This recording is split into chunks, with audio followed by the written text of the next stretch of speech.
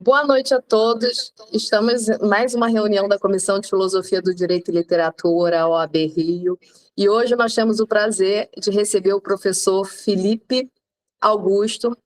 Professor é defensor público federal, autor de diversas obras de direito constitucional, humanística. É professor também do curso Ouse Saber, professor substituto da UFC. E hoje nós vamos trabalhar o tema de hermenêutica filosófica e constitucional, uma revolução em curso e seus limites. Professor, eu te passo a palavra. Muito obrigado, Elaine, muito obrigado às demais presentes. Queria dizer que é uma satisfação, estou muito feliz de poder estar aqui hoje conversando com vocês, e o meu objetivo é que seja realmente uma conversa, vocês fiquem inteiramente à vontade para perguntar, para interromper, para eventualmente fazer alguma ponderação, porque realmente é um tema que eu acredito que tem muito a ver com o nosso dia a dia, tem muito a ver com os desafios que a gente tem pela frente, e eu fiquei muito feliz em poder trabalhar essa questão aqui hoje, né? A gente tem alguns minutos aí pela frente para conversar sobre esse tema, para pensar e principalmente eu acredito que o mais importante seja, de certa forma, estabelecer um diagnóstico do problema, porque a questão da hermenêutica constitucional é o grande tema que gera todas essas ramificações de problemas que a gente vê hoje em dia com o judiciário e principalmente com o STF como uma corte de cúpula que acaba sendo um grande hub desses problemas que o judiciário como um todo tem sido convocado pela sociedade a responder. Então, já foi apresentado, então eu fico mais tranquilo para a gente começar aqui a nossa discussão, o nosso tema. O nosso tema é hermenêutica filosófica e hermenêutica constitucional, uma revolução em curso e seus limites, e isso nos faz, inicialmente, né, repensar o conceito de hermenêutica, lembrar a hermenêutica justamente como esse campo, que é um campo que nós do direito somos mais ensinados a pensar sobre a perspectiva jurídica, mas que é um campo muito mais amplo, que não nasce dentro do direito, nasce dentro da filosofia, nasce muito vinculado à própria teologia, com o estudo de textos bíblicos, depois avança para filosofia em geral e só posteriormente chega ao direito. A hermenêutica como justamente esse campo do conhecimento filosófico preocupado com a interpretação. Sempre que eu vou conversar lá com os meninos da faculdade, sempre que eu vou conversar com os alunos da graduação, eu percebo que logo no começo, quando eles têm o primeiro contato com a hermenêutica, eles gostam de tratar a hermenêutica como sendo uma espécie de sinônimo de interpretação.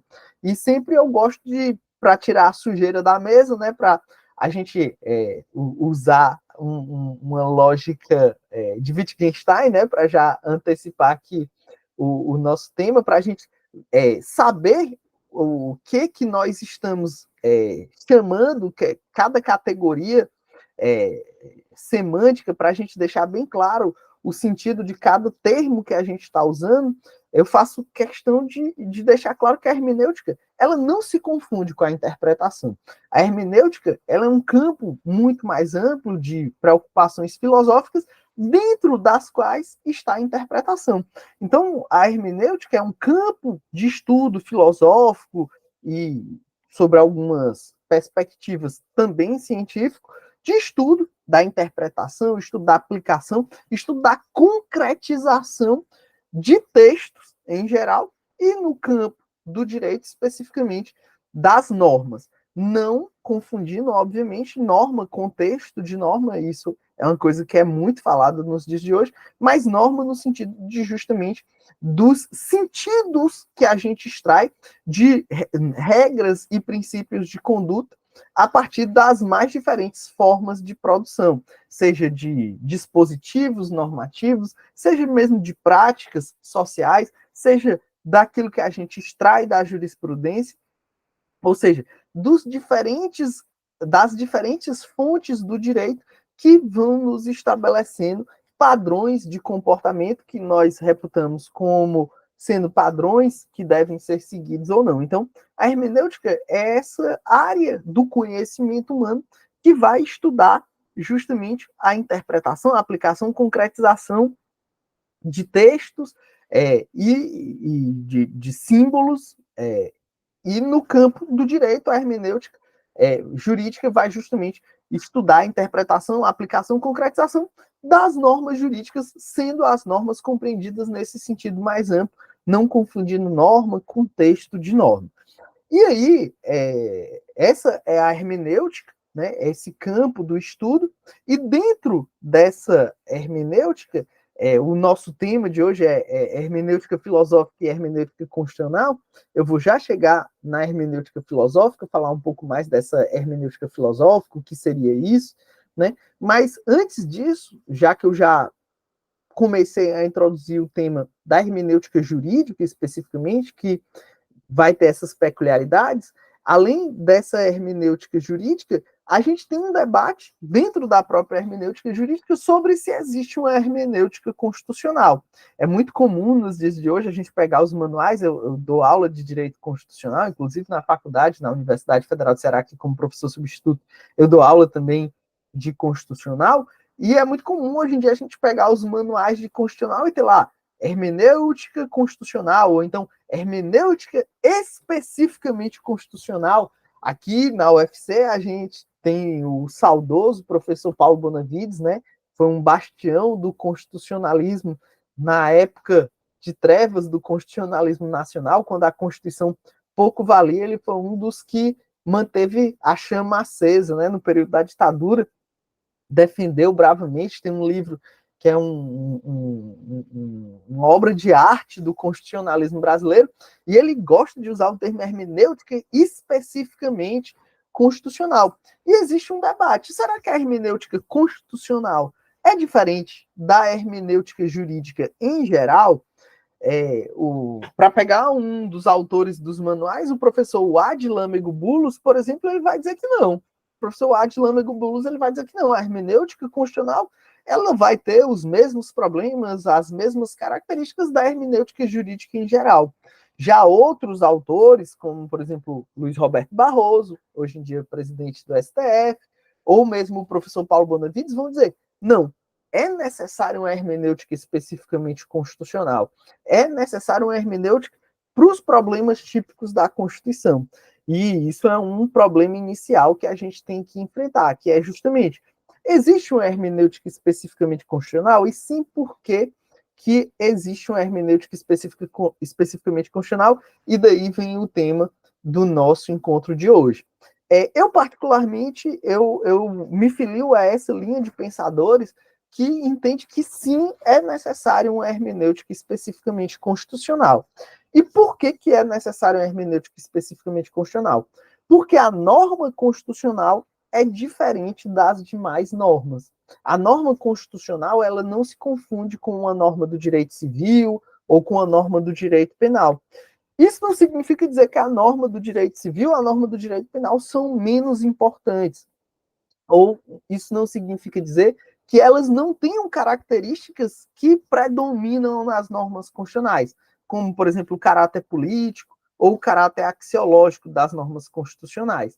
Mas a norma constitucional, ela, de forma mais ampla, ela é caracterizada por determinadas peculiaridades que vão as diferenciar de outras normas do ordenamento. A norma constitucional, e aí, seguindo as lições do professor Paulo Bonavides, a norma constitucional, ela vai ter esse caráter político muito mais acentuado.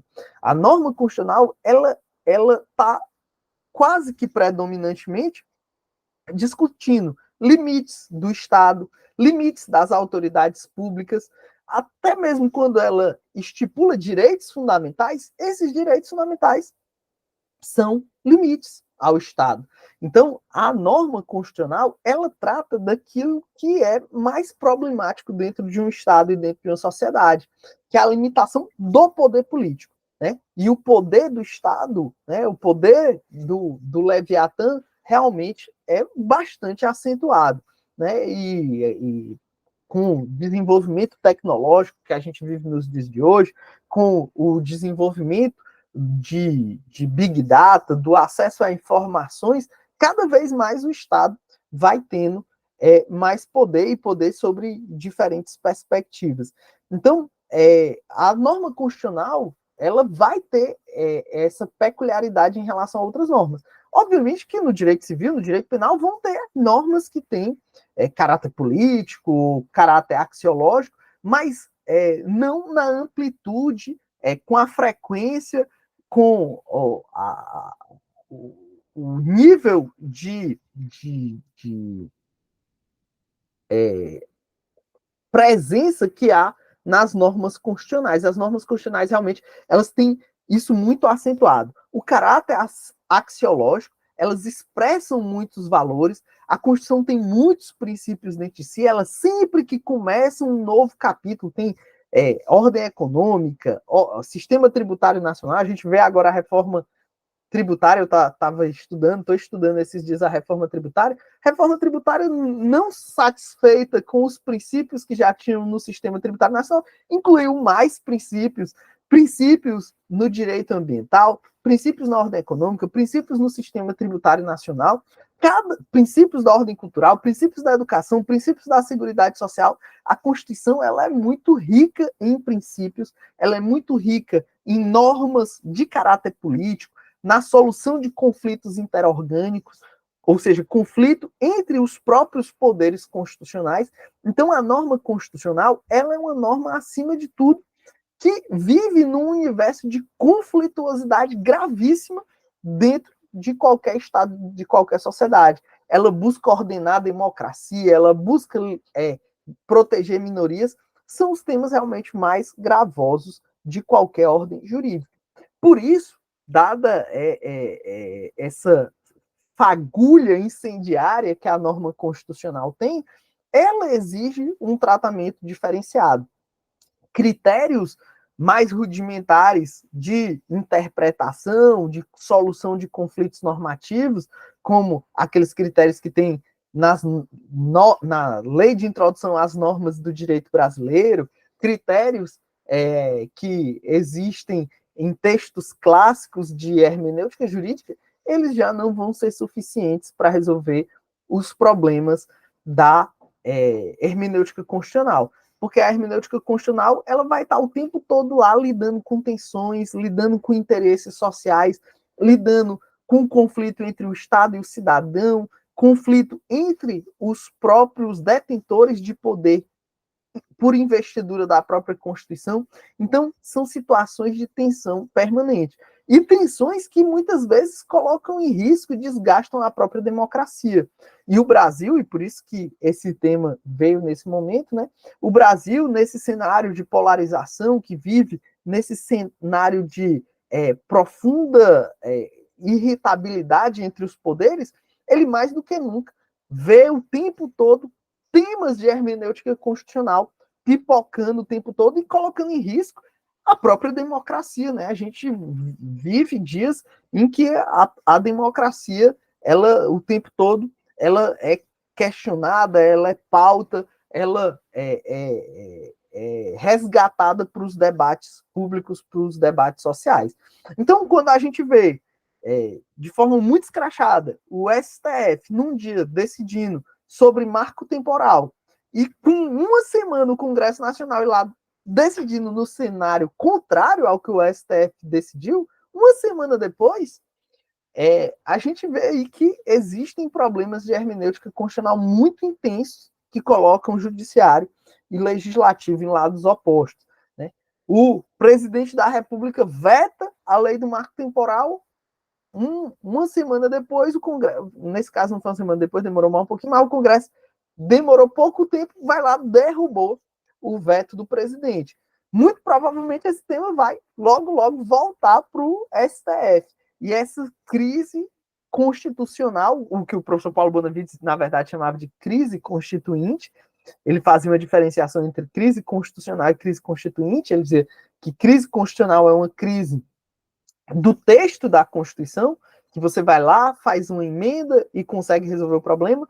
Isso, o problema brasileiro é um problema mais grave, é um problema constituinte, é um problema da concepção do que a sociedade entende por Constituição. Então, essa nossa crise constituinte, ela exige muito da hermenêutica constitucional. E por isso que eu me coloco dentro desse campo aí de pensadores que acredita que existe uma hermenêutica constitucional diferente de uma hermenêutica jurídica em geral, ou como um campo autônomo dentro dessa hermenêutica jurídica em geral.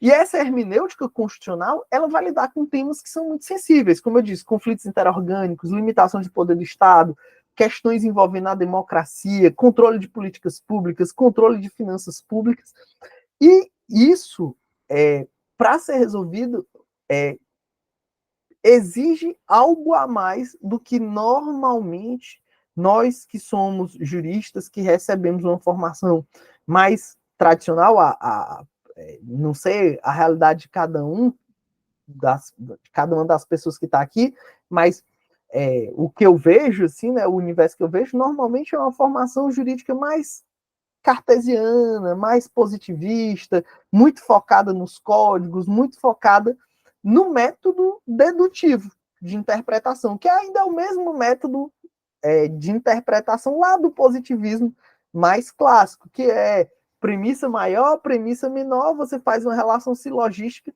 tira uma conclusão. Então, é o velho exemplo que a gente encontra em manuais por aí de todo ser humano é mortal, Sócrates é ser humano, Sócrates é mortal, não é muito diferente. Matar alguém, pena de tantos a tantos anos, Pedro matou João, Pedro vai receber uma pena de tantos a tantos anos. Esses exemplos são grotescos, mas, na verdade, eu acredito que 99% dos casos que o judiciário é chamado a resolver, ele resolve ainda com essa lógica silogística de uma hermenêutica mais tradicional, ele continua resolvendo esses casos da mesma forma. E no campo da hermenêutica constitucional não dá para resolver as coisas dessa forma, porque primeiro, são problemas que muitas vezes sequer têm resposta certa, né? Tem uma resposta só. O campo constitucional, ele ainda é um campo que tem essa peculiaridade, é um campo polissêmico, é um campo equívoco, que abre porta para várias respostas, abre campo para várias reflexões, para vários problemas. Então, a gente ainda está, e aí eu trago agora o pensamento do professor Lênio Streck, né, o professor Lênio Streck, na obra que hoje em dia é clássica já, que é o Hermenêutica Jurídica em Crise, né, ele traz esse problema que o judiciário nacional, e não só o judiciário, o direito nacional e a formação dos nossos juristas é muito baseada nessa lógica ainda, é a lógica da filosofia da consciência. Aquela lógica de Descartes, aquela lógica de Kant, né? Que é a lógica de existe um sujeito que conhece, existe um objeto a ser conhecido, e esse sujeito é capaz de dominar esse objeto, investigar esse objeto, tirar as melhores conclusões e racionalmente deliberar sobre esse objeto. Essa é a lógica que remete a esse dedutivismo positivista, como eu acabei de falar. Existe um juiz, existe um defensor, existe um promotor que é capaz de encarar uma norma ou um texto de norma, analisar as possibilidades, dominar aquele texto de norma e tirar uma resposta, aspas, certa daquele texto de norma para resolver um caso. Esse é o paradigma filosófico que nos é posto, que nos é ensinado, que nos é repetido. Mas esse paradigma, que é o paradigma da filosofia da consciência, do sujeito que vai lá e domina o objeto a ser conhecido, esse é um paradigma que já foi desafiado na história da filosofia, já foi questionado, já foi posto em xeque e muito refletido, ele mostra algumas fissuras graves, né, na sua lógica de implementação. Porque, na verdade, quando eu vou me colocar diante de um objeto, esse objeto ele já me modifica. É algo que é inescapável, inexorável. Se eu me ponho diante de um objeto, ele vai me modificar. Na hora que eu sou posto diante de um texto normativo, primeiro, eu trago a minha bagagem para esse texto normativo, e esse texto normativo já tem uma bagagem que me faz pensar uma série de coisas a respeito desse texto. Então, o próprio contato com o texto já me modifica. Então, não existe essa possibilidade do sujeito racional que domina o objeto a ser interpretado e consegue extrair dele a melhor solução. O que existe, na verdade, é um ir e vir dialético. O que existe é uma interação entre o intérprete e o texto ele tem múltiplos significados, ele tem historicidade, ele tem a historicidade da época que ele foi criado, ele tem a historicidade dos dias de hoje, quando o intérprete vai ter o contato com ele. Ele tem a equivocidade das palavras, as palavras têm múltiplos sentidos, ele tem a questão de ter diferentes interpretações se ele for posto diante de contextos diferentes. Então, essa lógica da filosofia da consciência, de que existe um sujeito, um juiz, um promotor, um defensor, um advogado, que vai lá e vai interpretar esse texto e vai extrair a melhor resposta, a resposta certa para aplicar num caso concreto, ele é um modelo que, quando investigado de maneira mais detida, ele é um modelo muito problemático. Ele é muito problemático, porque a realidade constitucional nos desafia o tempo todo a pensar isso. Existem normas e textos de normas que nos levam a várias interpretações. Você pode pensar várias coisas, você pode achar várias respostas. E sempre que alguém, diante de um problema constitucional complexo, vem com uma resposta simples, normalmente a gente encontra vários erros e várias falhas no raciocínio dessa pessoa, porque problemas complexos raramente vão ter resposta simples, apesar de a navalha de Ockham às vezes também ser muito esquecida no Brasil, né? Assim, às vezes a resposta é a resposta simples, o que não significa que exista só uma resposta para o problema. Mas o fato é que, diante dos problemas que essa filosofia da consciência tem, surgiu uma nova forma de pensar, né, que é a hermenêutica filosófica, que é o tema número 1 do nosso encontro de hoje, né? Apesar de eu ter invertido, né? O nome do painel é Hermenêutica Filosófica e Hermenêutica Constitucional, Desafios e Limites. Eu comecei do final para o começo, né? Comecei falando da hermenêutica constitucional para voltar para a hermenêutica filosófica. Por quê? Porque justamente a gente precisava ter essa pré-compreensão para chegar nessa hermenêutica filosófica que muito vai nutrir a hermenêutica constitucional nos dias de hoje. Porque a hermenêutica filosófica é justamente essa percepção de que a hermenêutica ela não é um instrumento. A hermenêutica ela não é uma ferramenta. A hermenêutica não é uma chave de fenda que eu pego no armário para resolver um problema de um objeto que está ali quebrado. Não. A hermenêutica somos nós. Né? A hermenêutica ela é intrínseca a nós. A hermenêutica ela é a própria constituição do ser, né? Para entrar no grande nome, assim, ou num dos grandes nomes da chamada reviravolta linguística, né? Que foi justamente Heidegger. Heidegger vai justamente dizer que é preciso recolocar o ser, né, o Sein, no centro das preocupações filosóficas. E isso passa justamente por reconhecer que o ser, ou seja, quem cada um de nós é linguagem. Nós somos linguagem. Né? Quando eu cheguei aqui e comecei a falar, Ellen Baldi, né, disse assim, eu percebo que você é do Nordeste. Né? Você é da onde? Do Nordeste. Ou seja, o simples fato de eu chegar aqui e abrir a boca já revelou algo do meu ser e algo da linguagem que me banhou. Algo que me constituiu desde o meu primeiro momento de vida e que me traz até quem eu sou hoje. Né? O lugar onde eu nasci, a forma que eu aprendi a entender o mundo, as compreensões de mundo que eu tenho, O fato de eu ter um pai e uma mãe que são frasistas natos, eles adoram repetir frases, assim, e são frases que me marcam e que eu uso muito, né? Tem umas coisas assim, e que são bem nordestinas, né? Que eu gosto de usar muito, eu gosto de dizer muito assim, ó. O pau que é de furar já nasce com a ponta. Isso é bem nordestino, né? O pau que é de furar já nasce com a ponta. É uma frase assim meio determinista, né? Quer dizer assim, o negócio, quando é para dar errado, ele vai dar errado, né? O pau que é de furar já nasce com a ponta. São frases bem nordestinas que constituem quem eu sou. Essas frases que a gente vai aprendendo, essa linguagem que vai constituindo quem a gente é. Então, a hermenêutica filosófica é a compreensão de que a hermenêutica não é um instrumento. A hermenêutica ela não é uma ferramenta à disposição de um sujeito para conhecer o mundo. Ela é o que nós somos. Ela nos constitui. Nós somos banhados pelas nossas linguagens. Nós não temos como apertar um botão on e off para desligar quem nós somos, para nos despir das nossas ideologias, das nossas influências religiosas, da nossa visão política de mundo, dos preconceitos que a gente tem, das pré-compreensões.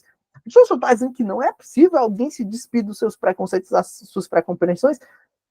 Não é inconscientemente, obviamente, porque isso nos constitui. Mas se a gente traz isso para o campo da reflexão e da discussão intersubjetiva, obviamente que é possível, mas não é a prioristicamente, né? Então, tudo isso nos constitui, tudo isso nos faz ser quem nós somos. É tudo uma bagagem que nós trazemos para a nossa interpretação, para a nossa visão de mundo. E quando a gente vai usar isso para interpretar uma norma, não vai ser diferente. A gente vai trazer essa bagagem. E cada um de nós é único. Cada um de nós tem suas experiências, suas vicissitudes. Né? Eu gosto muito da frase, é um filósofo existencialista espanhol, né? Um filósofo existencialista espanhol, mas eu acho que essa frase ela ajuda muito a compreender a filosofia, a hermenêutica filosófica, que é uma frase de Ortega y Gasset que diz que o ser humano é ele e suas circunstâncias, né? Então, o ser humano é ele e suas circunstâncias. Então, as circunstâncias de cada pessoa, elas vão ser muito determinantes no momento em que a gente vai estar em contato com um texto normativo ou diante da formulação de normas. Tudo isso vai ser muito importante para a nossa Constituição e para a nossa visão de mundo. Isso vai formar as compreensões que nós temos das normas. E a própria norma, ou texto de norma, ele traz consigo a sua própria bagagem, a sua própria historicidade, os debates parlamentares que levaram até sua Constituição, as aplicações anteriores que ocorreram no próprio meio judicial, a concepção que os estudiosos têm a respeito daquele assunto, a visão que a sociedade em geral tem daquela norma, os textos de normas e as normas em geral, elas têm a sua própria historicidade. Né? A gente costuma pensar, quando a gente pensa assim, precipitadamente, em norma a gente pensa num texto de um código, uma coisa assim que é fria, que não tem história, não tem personalidade, mas na verdade ela tem a sua historicidade, ela tem a sua bagagem. Então, a hermenêutica filosófica, ela nos ajuda, dentro da hermenêutica jurídica, a perceber que a formação da norma, que é justamente a constituição de um sentido a partir de um texto de norma, ela é o resultado de múltiplos fatores. Esses múltiplos fatores dependem daquele que interpreta e da própria historicidade da norma, o momento histórico que ela vai ser aplicada. Então, são vários sujeitos, são várias linguagens que vão dialogar até formar um sentido, constituir um sentido para cada um de nós. E eu percebo que, assim, é para cada um de nós mesmo, né? Assim, quando eu comecei a estudar hermenêutica filosófica, às vezes eu chegava a duvidar que pudesse ser algo, assim, tão difícil de ser consensualizado. Meu Deus, será que é tão difícil consensualizar o sentido de uma norma? Mas, assim, como eu tenho como eu tenho um papel assim funcional, prático, né? Eu estou o dia todo fazendo audiências. Hoje mesmo, mais cedo, eu fiz uma audiência de custódia. Eu percebo que a coisa mais comum do mundo é eu estar numa audiência e eu, o promotor e o juiz, ou eu, a promotora e a juíza, estarmos os três com visões diferentes de um mesmo dispositivo normativo. Então, assim, é impressionante como, de fato, as diferentes subjetividades levam a diferentes normas. Porque se a norma é o sentido que eu extraio de um texto normativo, e o texto tem a sua historicidade, o sujeito tem a sua historicidade, múltiplas normas vão ser formadas de cada texto normativo. E é por isso que, num mundo como o que a gente vive, em que nós temos uma sociedade pós-moderna com tantas visões de mundo diferentes, né? Cada sujeito no mundo de hoje é muito focado dentro de si. A gente vive uma época de muito individualismo, pouca intersubjetividade e muita subjetividade. É muito difícil ter consensos a respeito dos assuntos, né? Aí está, inclusive, assim, uma dificuldade que a gente vê para a própria filosofia do Habermas, que é muito baseada na ideia de consenso, né, formações de consensos. É muito difícil o consenso no mundo de hoje.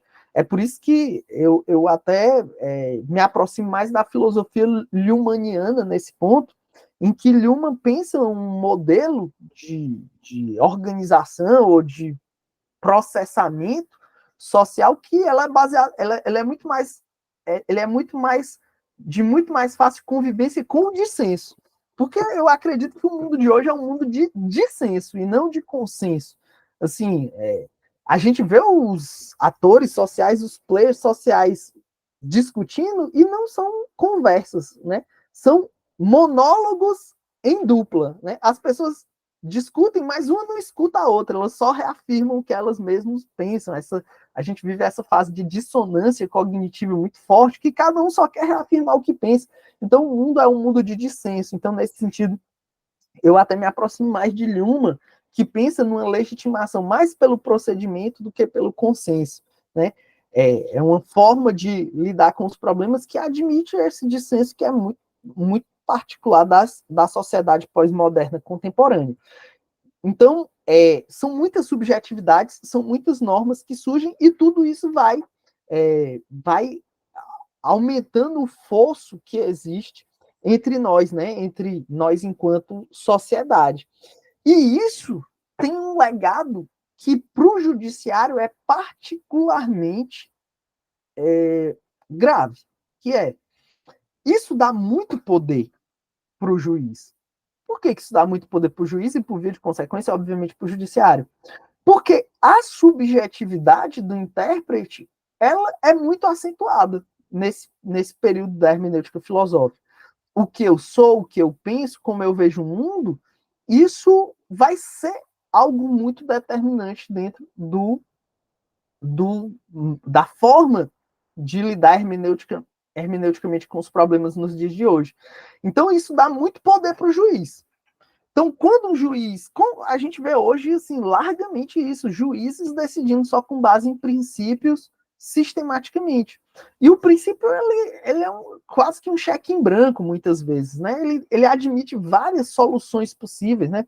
Eu estou no meu Instagram recentemente fazendo análise entre Hidra e Hércules, do Marcelo Neves, e eu acho a metáfora do Marcelo Neves muito, muito boa nesse sentido, né? Os princípios são hidras mesmo, né? Você corta um sentido possível, aparecem outros dois ali no lugar, porque o princípio, como ele é uma formulação normativa mais aberta, ele admite dentro de si muitas possibilidades interpretativas.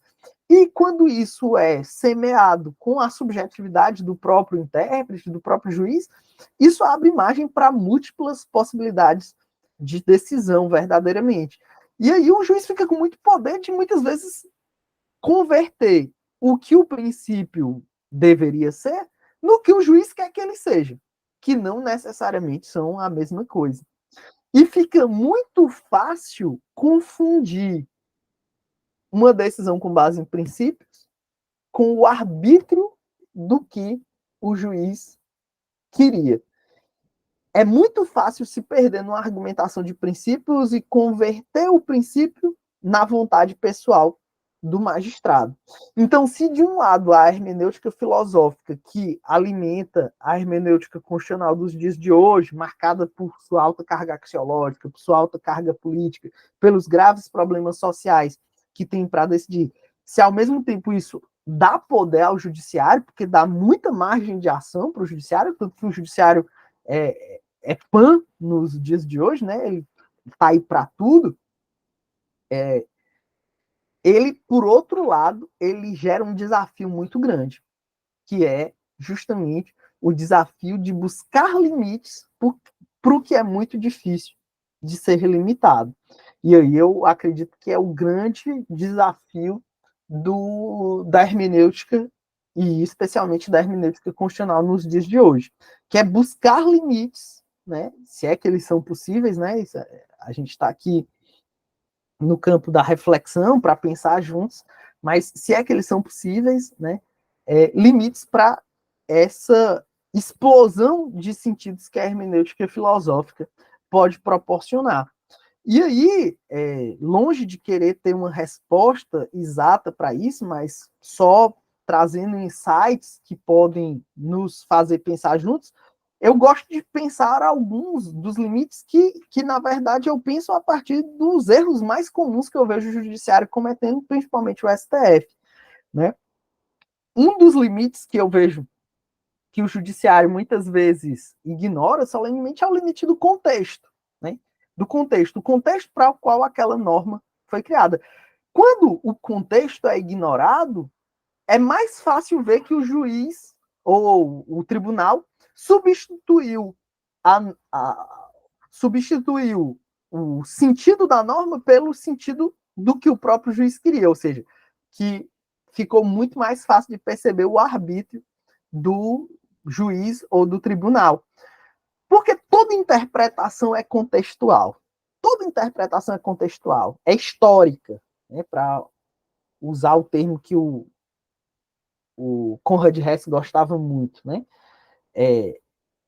E uma hermenêutica constitucional baseada na lógica da hermenêutica filosófica, ela vai justamente buscar fazer esse círculo hermenêutico, essa espiral hermenêutica, para usar os termos aí de Heidegger e Gadamer, que é justamente a fusão de horizontes, né? O meu horizonte, o meu ser, a minha subjetividade, a minha linguagem, a minha historicidade tem que, de alguma forma, dialogar com o ser do texto normativo, com a historicidade do texto normativo e com a historicidade da realidade, do momento social em que aquela norma se impõe, com o contexto em que aquela norma está. Isso vai justamente no ir e vir dialético construindo sentido. Quando eu ignoro o contexto, eu estou ignorando justamente uma das fases desse círculo hermenêutico, desse processo hermenêutico, que é tão importante. E toda interpretação é contextual. Não existe interpretação que não seja contextual. Eu gosto de usar o seguinte exemplo. Uma exposição, ou uma exposição teatral, de cunho teatral, que ocorra no Museu do Holocausto, por exemplo, que retrate, né, a tortura e o fuzilamento de judeus por soldados nazistas. Uma exposição de cunho teatral dessa natureza, com atores simulando serem judeus, sendo torturados e eventualmente fuzilados por soldados nazistas. Isso ocorrendo no Museu do Holocausto. Isso tem o objetivo de estimular os crimes de ódio e os crimes raciais ou de desestimular? Acredito que todos nós podemos responder que isso busca desestimular, uma forma de resgatar a história, mostrar o quanto isso foi grave, como isso era desumano. Só que imaginemos que alguém estava filmando essa mesma cena, essa mesma exposição, e um conhecido líder de um movimento de ultradireita, de caráter fascista, pega essa mesma cena, sem qualquer edição, e publica nas suas redes sociais. Isso estimula ou desestimula os crimes de ódio e os crimes de intolerância racial. Obviamente que a mesma cena, não contextualizada, não explicada, mas com os mesmos atores, pelo contexto em que ela foi aplicada, ela vai acabar por estimular. Isso mostra como toda interpretação é contextual, como a gente não pode interpretar no vácuo, interpretar no vazio, né? Como é necessário o contexto, o momento histórico, a realidade social em que a norma está posta. E aí, isso, para uma realidade como a brasileira, uma realidade de um país desigual, de um país pobre, de um país com níveis de desenvolvimento humano vergonhosos, isso tudo tem que ser levado em consideração na hora de uma decisão e na hora de um processo hermenêutico. Outro limite que eu considero indispensável é o limite do texto da norma, né? O texto da norma, ele, apesar de, hoje em dia, com essa hermenêutica filosófica, a gente perceber que ele é apenas o início de um processo hermenêutico, longe de a gente querer limitar tudo a um silogismo, mas o texto ele não é ele não é um vale tudo, ele não admite qualquer interpretação.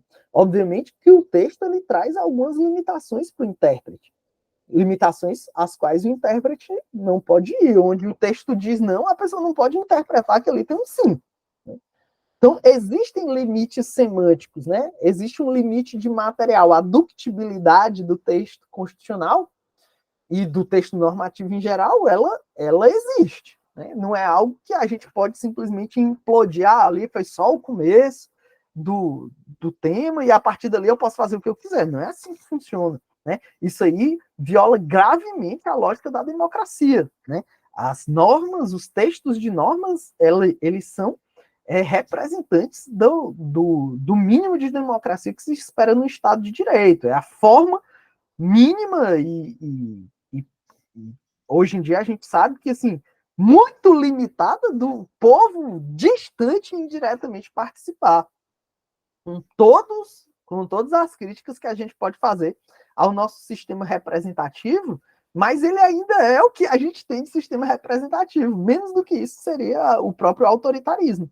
E quando o judiciário e o juiz simplesmente implodem o texto e ignoram o texto e onde tem não, dizem que é o sim, e assim por diante, isso aí realmente compromete um mínimo de racionalidade do processo de argumentação e do processo hermenêutico. Né? Outro limite que eu vejo é o limite do solipsismo. Né? Quem fala muito de solipsismo é o professor Lênio Streck também. Né? E o solipsismo ele é algo muito perigoso, porque é o seguinte, né? O solipsismo, o que é solipsismo? Né? Solipsismo é ver o mundo a partir da nossa visão pessoal. Né? Então, é como se toda a minha interpretação do mundo fosse baseada apenas na minha própria realidade. Eu percebo que muita gente faz isso, né? Assim, eu converso com muita gente nas redes sociais, inclusive pessoas que me são totalmente estranhas, que eu não conheço essas pessoas profundamente, mas o mundo das redes sociais faz isso, né? E eu percebo que muita gente vem querer dialogar comigo, vem querer mostrar sua visão de mundo, vem querer baseado única e exclusivamente na sua visão pessoal. Tinha um camarada que tempos atrás ele vinha para mim e dizia, porque eu morei na Flórida, e na Flórida é assim, e lá eles fazem assim, então aqui tem que ser assim. Eu digo, cara, não tem nada a ver uma coisa com a outra. Não é porque você viveu uma realidade e as pessoas onde você viveu aconteceram dessa forma, lá aconteceu dessa forma, que aqui vai acontecer dessa forma. Eu costumo dizer que querer julgar o mundo apenas pelas nossas próprias experiências pessoais é usar um óculos escuro e achar que por isso o sol apagou, né? Você não apaga o sol porque você botou um óculos escuro, né? Você querer julgar o mundo apenas com as suas visões pessoais é reduzir de uma forma, é um reductio ad absurdum da própria realidade existencial humana. Então, não dá para fazer esse tipo de redução tão brusca, tão drástica. Então, o solipsismo é ver o mundo apenas a partir dos nossos olhos, né? Tem um caso muito exemplificativo, né, que mostra a violação hermenêutica a partir do solipsismo, que foi um caso, inclusive, aí do Rio de Janeiro, né, que era um caso de vídeos no YouTube de uma determinada religião, na verdade, de um determinado grupo religioso de orientação cristã, em que um líder religioso desse grupo ia para as redes sociais, no caso para o YouTube, e chutava imagens de santos e também fazia comentários altamente racistas sobre religiões de matriz africana.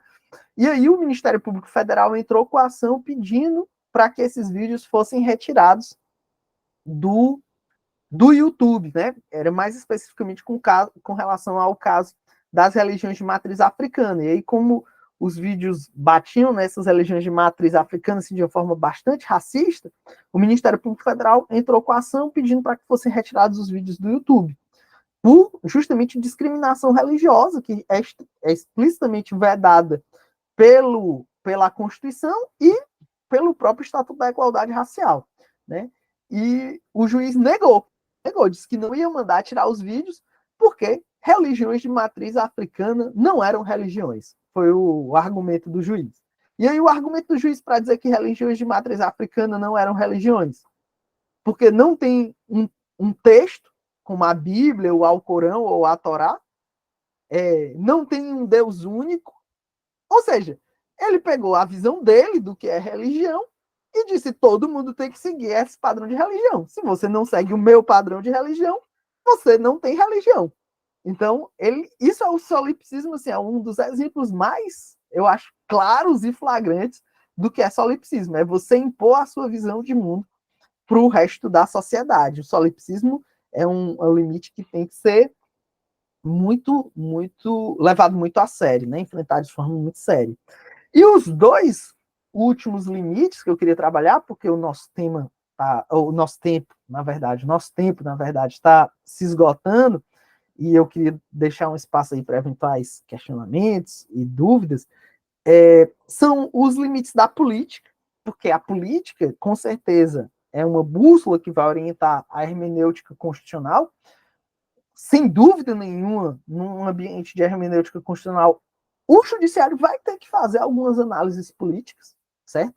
E aí eu até na minha tese de doutorado foi um tema que eu trabalhei, eu defendo a ideia de que existem casos de macrojustiça e de microjustiça, e aí na tese eu vou explicar o que é isso, que a gente não vai ter tempo de discutir isso, mas eu entendo que quanto mais a gente se aproxima da macrojustiça, mais liberdade política o judiciário vai ter, quanto mais a gente se afasta, menos liberdade para isso o judiciário vai ter. Mas mesmo na macrojustiça, o judiciário não se converte no legislador nem no executivo. Existem limites para a lógica política, né? E a gente vê esses limites muitas vezes quando são decisões do mérito de questões políticas, né? Por exemplo, assinar um tratado internacional. Será que o judiciário pode impor o presidente da República a assinar um tratado internacional? Isso é mérito da política, né? É o mérito da política, o coração da política. Será que o judiciário um dia vai analisar um veto presidencial, um veto por questões políticas? Ao meu ver, não. Isso aí é intrinsecamente questão política. Então, existem limites da política que o judiciário não pode enfrentar. Isso é um tema que, por si só, daria teses de doutorado, e não só até, na verdade, dá, porque muita gente pesquisa isso. E outra coisa é a própria lógica do direito, que às vezes a gente percebe que o judiciário implode a lógica do direito e se deixa colonizar por outras formas de pensar. Isso aparece muito quando a gente está diante de questões econômicas postas para o judiciário. O judiciário volta e mexe chamado para discutir se alguém tinha um vínculo trabalhista lá. E aí o neoliberalismo do nosso STF ele fica flagrante nessa hora. Porque lá nada é vínculo trabalhista para o STF. Nada é vínculo trabalhista. Tudo é pejotização lá no STF é a regra da vez. E a gente nota que a maioria dessas decisões não é com base em direito, entendeu? É com base em economia. vamos fazer ser mais lucrativo, vamos diminuir os custos operacionais, vamos... É uma lógica econômica, é a racionalidade da economia. Como diz o Luhmann, é o código binário lucro-prejuízo, que é o código da economia, não é o código do direito. O nosso código é lícito e ilícito. Então, às vezes, o judiciário implode completamente a lógica do direito para atender a lógica de outras áreas. Né? É outro limite que o judiciário também desrespeita flagrantemente. Esse é um tema assim, que realmente daria para falar muitíssimo tempo, né? Muitíssimo tempo mesmo. Eu tentei assim, falar de uma forma mais objetiva possível. Espero que vocês tenham gostado e a gente tem 5 minutinhos aí para... Eu sei que eu peço desculpa, não deu para ficar muito tempo no debate, mas se alguém tiver algum questionamento que eu possa responder nesse curto tempo que a gente tem, eu peço desculpa mesmo, é porque eu tenho outro compromisso agora às 8h30, mas é um compromisso inadiável, um compromisso profissional, mas se não fosse, eu ficaria mais tempo aqui, porque realmente eu adoro esse tema. Mas eu fico à disposição de vocês aí para eventual dúvida, crítica ou sugestão. Muito obrigada, professor. Foi excelente essa palestra. E a gente também tem aqui o professor André, que ingressou aqui na reunião. A Ellen até tinha me avisado, mas o tempo foi curto, mas voltará, você voltará. Eu vou chamar uma pessoa, né, que queira. Ellen, você quer comentar? Ou o professor André, que é o nosso convidado também, né? Se quiser fazer um comentário. André, por favor. Professor André, muito obrigado pelas palavras aqui no chat, viu? Fico muito feliz. Eu que agradeço pela excelente exposição, fiquei muito impressionado com sua vasto conhecimento de filosofia, né? Passou de Heidegger, Luhmann, fez uma boa crítica a Habermas. Eu fiquei muito impressionado com a sua exposição, eu concordo com boa parte do que você falou, me levanta uma série de questões que penso que são interessantes para o debate, sobretudo sobre essa visão pós-moderna do direito, que você reiteradamente chamou a atenção com relação à explosão de sentidos, né? Agregaria aí um Lyotard, um Deleuze, para poder, de alguma forma, trabalhar essa questão da superação dos sentidos, a polissemia, né? E a falta de referência da pós-modernidade, mas penso que seria objeto de um próximo encontro, né? Mas quero parabenizar rapidamente e celeremente, para não estourar o nosso tempo, e agradecer à comissão pelo meu convite, por me convidar também a participar desse grupo, e, mais uma vez, parabenizar o palestrante pela excelente exposição, né? Os referenciais nacionais que ele utilizou, principalmente o Lênin Streck, foi muito bem instrumentalizado, de modo que eu fiquei muito impressionado com a sua exposição e quisera que o nosso judiciário tivesse pessoas tão ilustradas quanto você. Assim, então, para não deixar você sem nenhuma pergunta, não pensaria que a sua palestra me leva a pensar que o capital intelectual do judiciário é um elemento fundamental. E, tendo em vista a popularização do próprio ensino de direito, acaba se colocando as universidades de formação jurídica na lógica econômica a qual você acabou de fazer o sentido, que desvaloriza fundamentalmente a formação intelectual do bacharel de direito. Se você puder falar alguma coisa a esse respeito, eu gostaria de ouvir, mas se não tivermos tempo também, entendo perfeitamente. Tá? Mas parabéns, Felipe, gostei muito da sua exposição. Obrigado. André. Posso responder, Elaine? Por favor. Obrigado.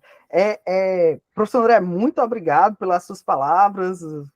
Professor do mais alto gabarito, pessoa de um conhecimento inquestionável, professor universitário aí respeitadíssimo. Então, muito obrigado. Eu fico muito honrado por ouvir essas palavras vindas do senhor, professor. Com relação a esse tema, realmente é um ponto que torna muito difícil, né, a gente enfrentar esses desafios que a hermenêutica filosófica e a hermenêutica constitucional vão ter, né? É um momento de muita massificação. E, assim, eu lembro muito, o professor ia falando e eu ia me recordando que, na época da faculdade, quando eu ainda era aluno de graduação, eu tinha umas leituras que eu acho que eram bem comuns na época, mas eu li, na época, eu li um relatório inteiro que foi feito, inclusive, pela OAB, E era um relatório antigo para os dias de hoje, era um relatório da década de 90, né? Eu estava na faculdade nos anos 2000 e o relatório já era velho naquela época, que era um relatório da OAB sobre o ensino jurídico no Brasil. Não sei se era a Inês Porto que coordenava, minha memória já faz muito tempo isso, mais de 20 anos que eu li isso, e na época ele já era velho, e ela apontava vários problemas do ensino jurídico no Brasil.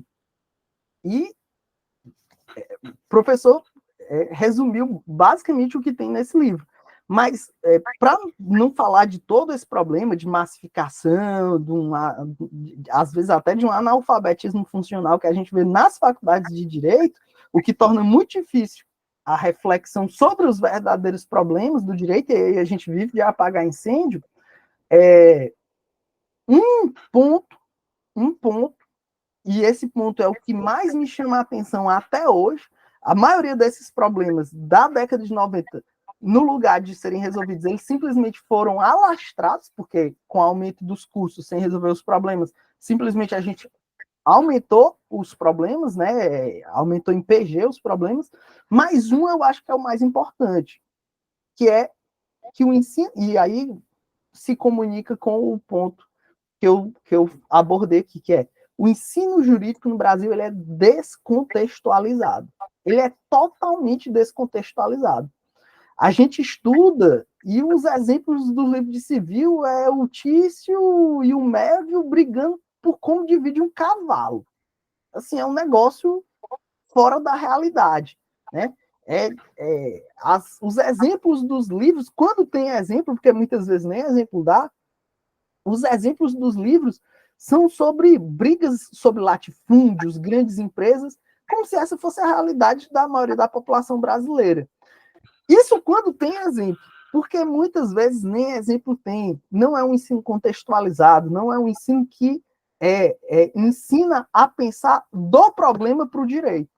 Ele ainda está preso ao dedutivismo, do positivismo lá, indo do direito para o problema. E o dedutivismo ele tem um problema gigantesco, que é você ter que pegar algo que é abstrato, genérico, e tentar enquadrar dentro de uma realidade que é muito complexa e totalmente diferente do modelo generalista que foi pensado para o texto normativo. Então, para resumir, assim, os vastos são muitos problemas que o ensino jurídico no Brasil tem, para pegar um que eu considero muito grave, é essa descontextualização.